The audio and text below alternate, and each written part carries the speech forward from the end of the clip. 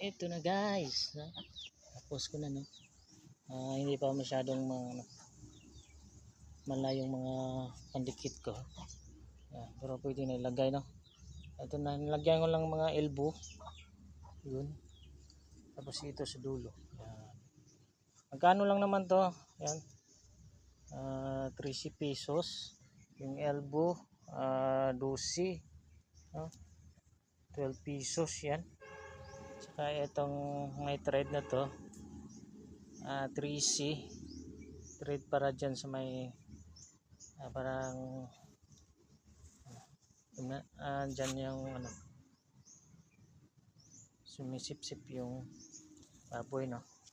Dito naman walang thread yan, lansak na lang. Tapos ganito, yan, gumawa ko ng ganito para kasya dito sa bunganga nito. Diyan lang, lagyan mo lang ganyan, matibay na yan. Tuyo na yan, matibay na yan. Pwede na ito ikabit natin,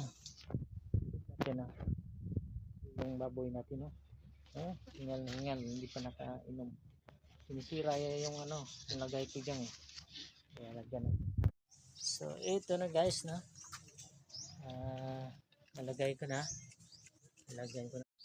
So yan guys, nalagay ko na. Ilagyan ko na rin ng kunting tubig, yun. Ayan, yan siya. Nabit ko, no. Lagyan ko lang ng tali, wire. Yan. Yan lang, yan. So, okay na yan. DIY lang, no. Maganda dyan kasi naglagay tayo ng vitamins sa tubig, no? Wala talagang yan, lumilidi na siya, yun, yan, umiinom siya, piggy drinking. Wala talagang sayang, walang pag naglagay ka ng vitamins, talagang maiinom ng alaga mo baboy, iik niya. Lagyan natin ng tubig, yun. Yan na guys.